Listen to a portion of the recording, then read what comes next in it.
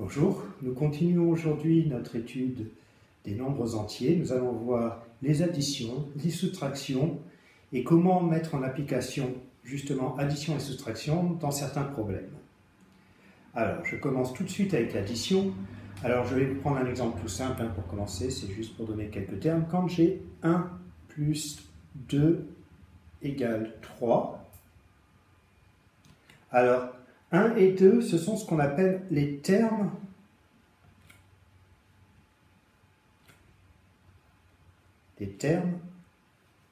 de l'addition.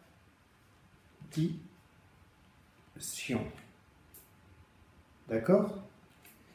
Et 3, ce qui est donc le résultat de l'addition, on appelle ça la somme. Donc 3, c'est la somme. C'est le résultat de l'addition.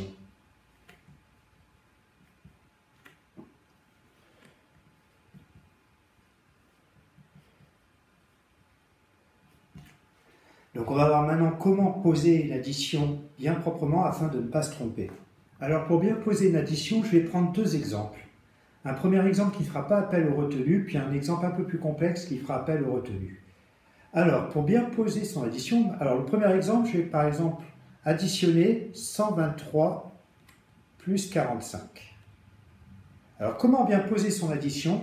Il faut poser les deux termes de l'addition l'un au-dessus de l'autre et en les alignant par rapport aux chiffres de droite, par rapport aux unités. Donc je vais écrire 123. Dessous, je place 45 en l'alignant à droite, 45. Plus 45 et je trace un trait. Après, il suffit d'additionner dans chaque colonne les chiffres. Donc par exemple ici, j'ai 3 et 5. Ça fait 3 plus 5, 8. Ici, j'ai 2 plus 4, ça fait 6. Et 1 plus rien du tout, plus 0, ça fait 1.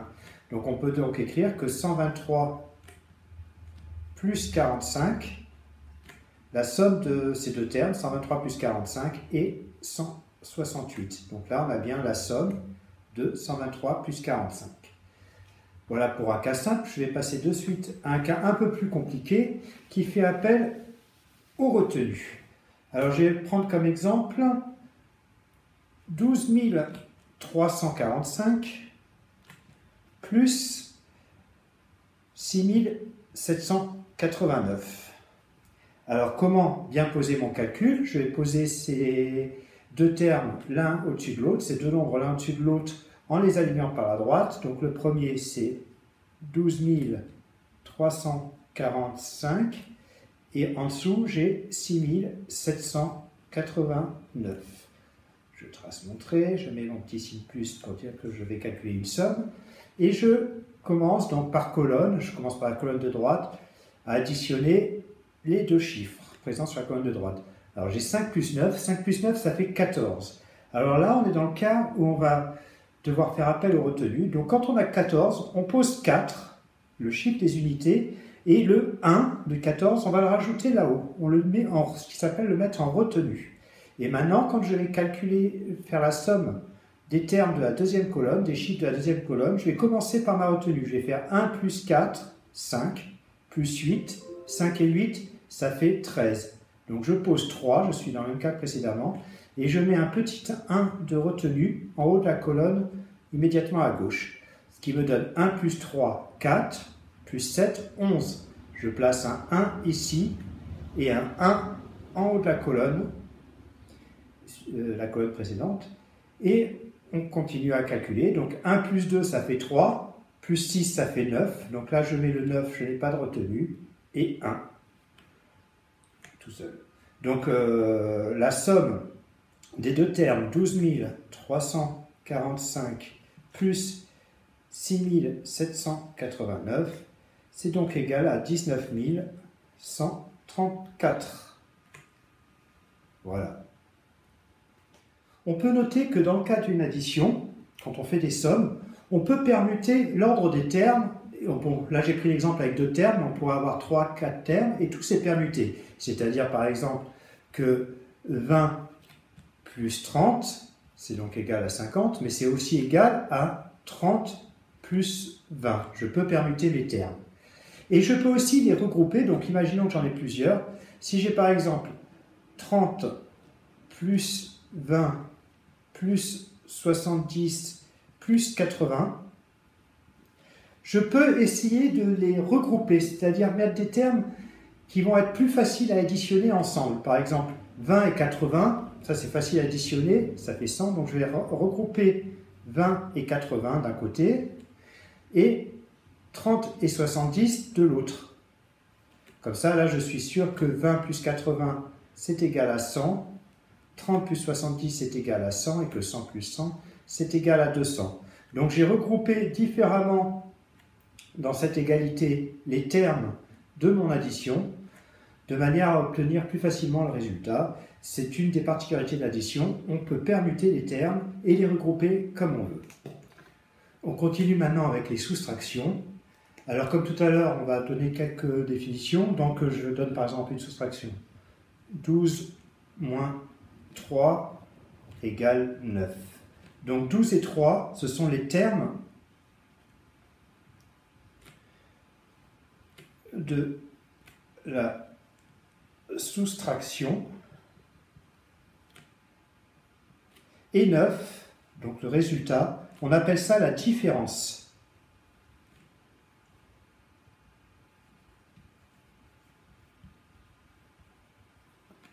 Donc c'est en fait compte le résultat d'une soustraction.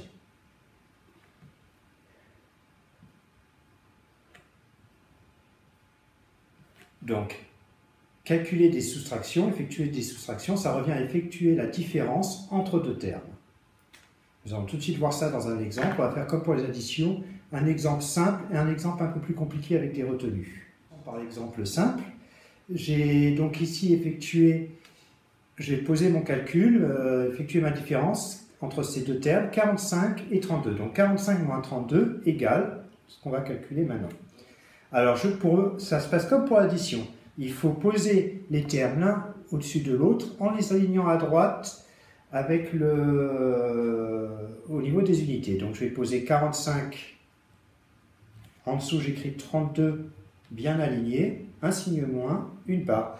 Et je fais mes calculs par colonne, en faisant là, bien évidemment, une soustraction et pas une addition. Donc, je fais 5 moins 2. 5 moins 2, c'est égal à 3. Je pose 3.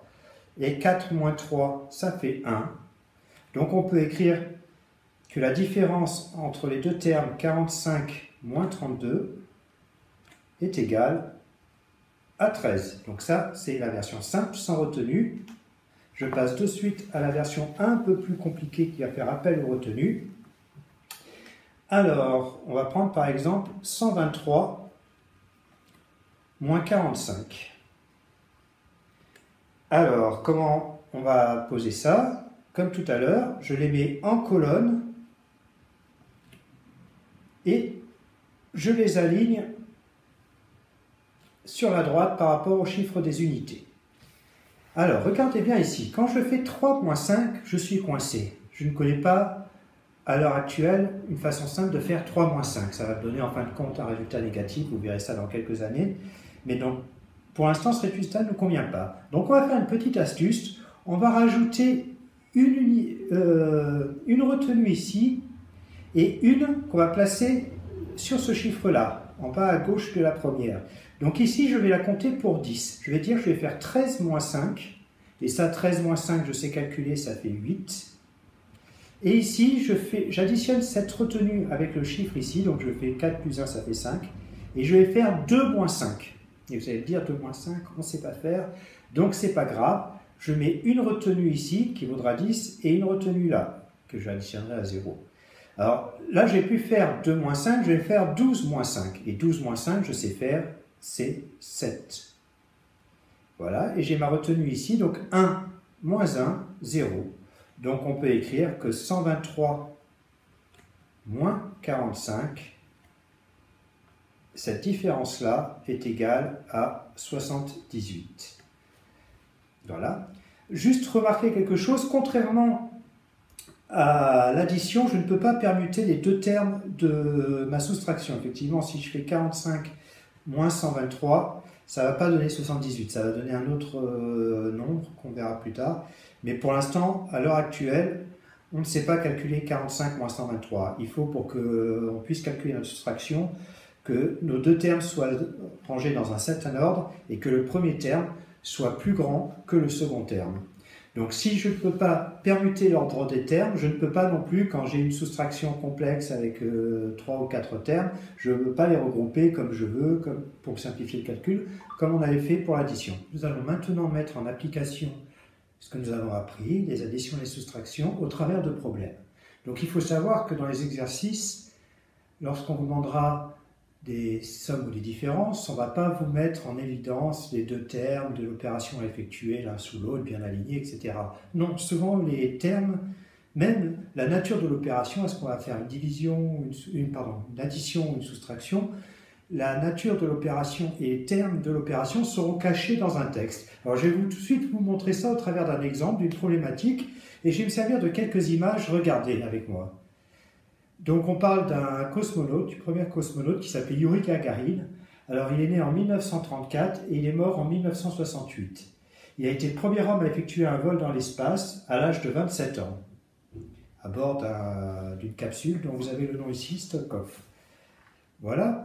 Donc le problème que je vous pose, c'est en quelle année a eu lieu le premier vol dans l'espace? Alors on va écrire sur le tableau tout ce qu'on sait. Donc on a pour le nom du cosmonaute, Yuri Gagarin. Donc on sait qu'il est né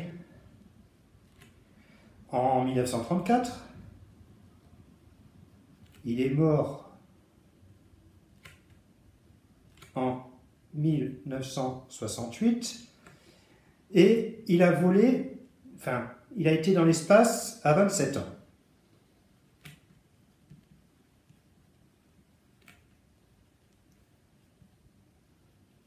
Donc, en quelle année, a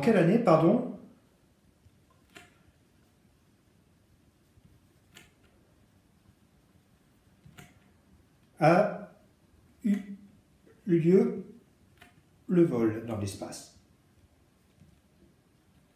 Voilà mon problème. Alors, on a beaucoup de données, et encore je ne les ai pas toutes mises. On avait aussi le nom de la capsule. Grâce aux photos, on pouvait, et au nom du personnage, on peut imaginer son origine et son métier. Il était russe, il était militaire. Mais tout ça, ça ne nous intéresse pas pour notre problème. Nous, on veut trouver une année. En quelle année a eu lieu le premier vol? Alors pour ça, on va exploiter les données qu'on a à disposition. Alors j'ai l'année de naissance, j'ai l'année de mort, et j'ai l'âge à laquelle a eu lieu ce vol, l'âge qu'il avait quand il a fait ce premier vol. Alors bon, quelles données on va exploiter? L'année de la mort, on sait qu'il était vivant quand il a fait son premier vol, donc ce n'est pas une donnée très importante, celle-là.